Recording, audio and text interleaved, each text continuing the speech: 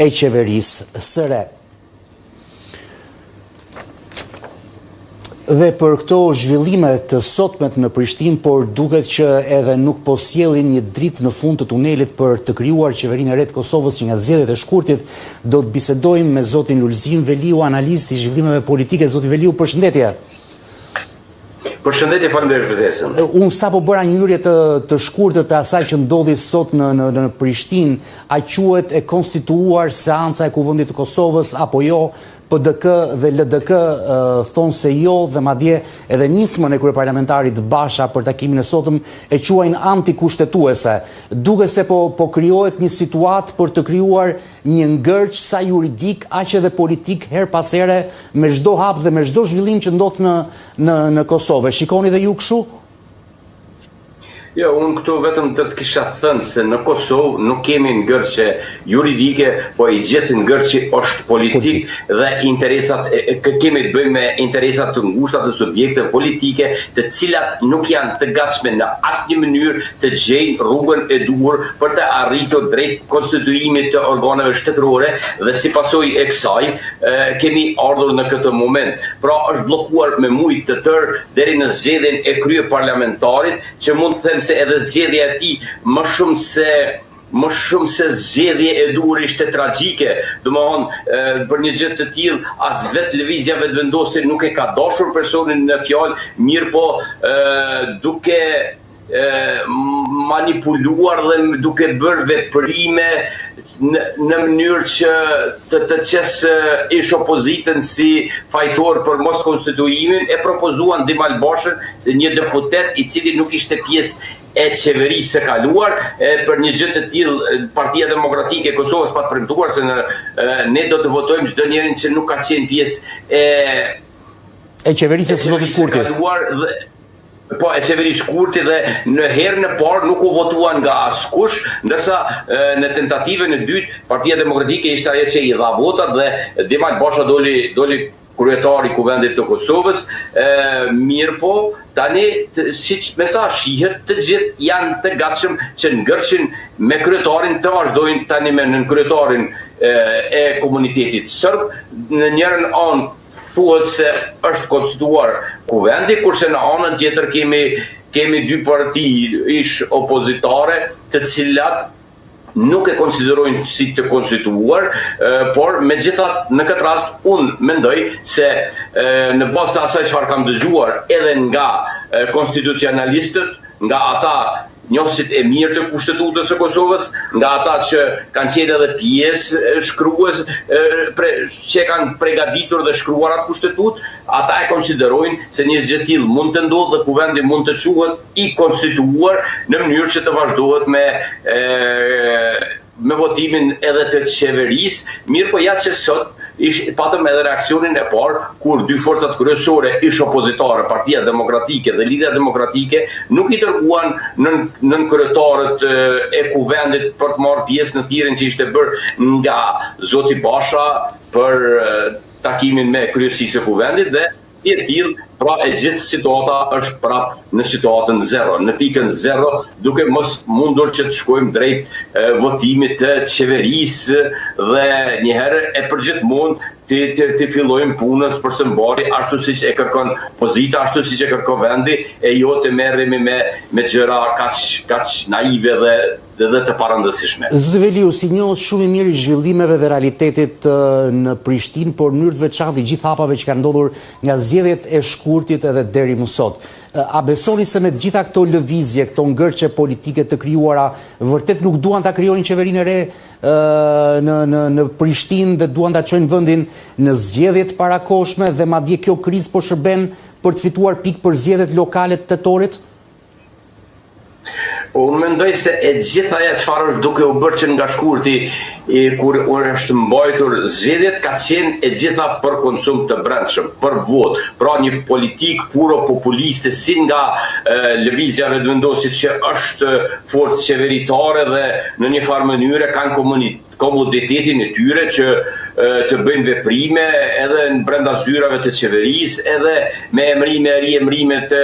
ministrave të rinj, pasikjes Liburnaliut, pastaj pas zgjedhjes së zonjës Haxhiu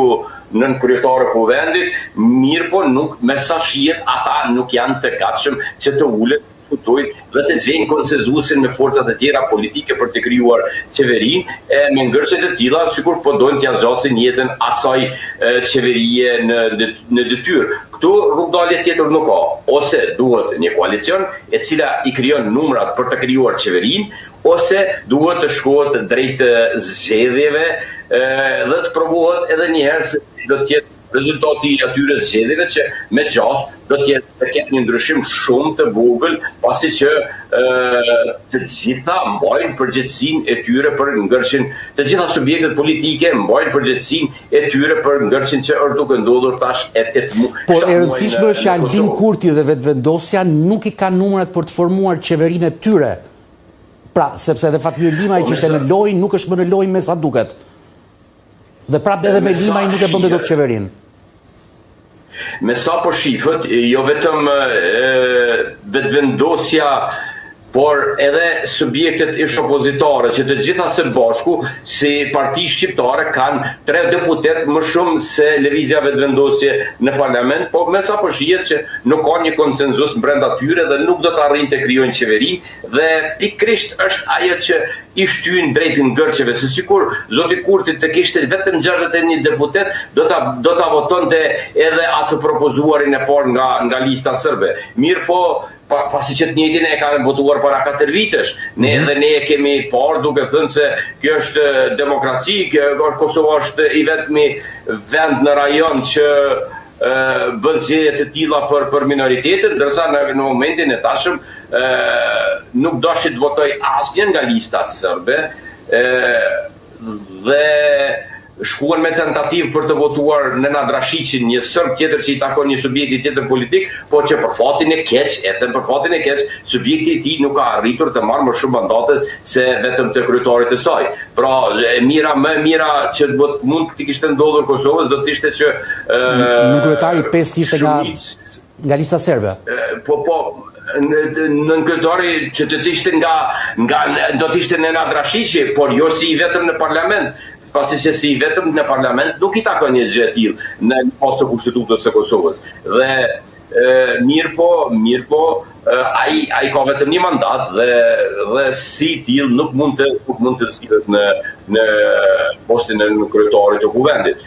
Sido që të jetë, mbetet të shihet edhe nga iniciativa që tani vjen nga presidenti apo për të shqyrtuar rregulloren dhe ligjet se çfarë kërkohet.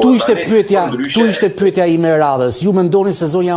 Osmani, pra presidentja e vendit, do të jap mandatin zotit Kurti dhe vetëvendosjes për formimin e qeverisë, siç pretendon dhe kryeparlamentari Basha? Pra është momenti ende pa u zgjedhur në kryetari 5 apo jo? Po, ne tash do të presim vendimin e presidentës, pastaj një gjë nuk duhet harrojnë, pasi që lista serbe ka dërguar në gjykatën kushtetuese një ankesë të tyre se i është marrë drejta komunitetit serb për të zgjedhur njeriu e dëshiruar, dhe me siguri se për një kohë jo shumë të gjatë do pritet edhe një verdikt i ri që do vinë nga gjykata kushtetuese, që ndoshta do të sqaroj disa gjëra, mirë po kalon afati që është dhënë para në vendimin e fundit, kur është kërkuar që brenda një muaji të konstituohet Parlamenti i Kosovës. Dhe është shumë e mundur që gjykata kushtetuese mund të marrë mandatin për shkak të mos krijimit apo mos konstituimit të institucioneve. Doja një pyetje për zhvillimet brenda lëvizjes vetëvendosjes, si e pat dorëheqjen e Liburnaliut. Liburnaliu, një prej njerëzve të rreshtit të parë, le të themi, të betejave të para krah Albin Kurtit dhe deri në ditët e sotme, dhe largohet një të paktit e atyre që kishin mbetur në vetëvendosje që kur zoti Kurti e nisi lëvizjen. Qofsha unë i gabuar, nga më të vjetrit ka mbetur Glauko Njufca? Po me sa shihet nga ajo klasa e vjetër apo themeltare e lëvizjes vetëvendosje, afër Albin Kurti deri më tani ka mbetur vetëm zoti Njufca, pra ish krye parlamentari i Kosovës. Liburnaliu shihet qartë se ka pasur të lashë edhe më herët me lëvizjen vetëvendosje, pasi që në zgjedhjet e fundit zoti Aliu nuk ishte as në listë për deputet të lëvizjes vetëvendosje dhe është parë një përqarje e tyre. Mirë po, ajo kulmoi me zgjedhjen e Dimajt Bashës për kryetar të parlamentit, gjë që ishte e papranueshme për Libor Naliun, që unë në një farë mënyrë e arsyetoj shumë vendimin e tij, pasi çdo kush tjetër brenda lëvizjes vetëvendosje do të ishte më i mirë se zoti Basha në krye të parlamentit. Është kapitulli mbyllur sipas jush kjo e zotit Basha, pasi ka patur jo vetëm në media reagime, por edhe veteranët e UÇK-s kanë kërkuar që ai të shkarkohet nga krye parlamentar, apo ju e shikoni një histori të mbyllur pavarësisht reagimeve dhe debateve që mund të ketë sjell historia e bashkëautorësisë si një shkrimi të viteve më parë të tij. Deri këtu mund të shkojë, deri tek debati. Po, me thënë të drejtën,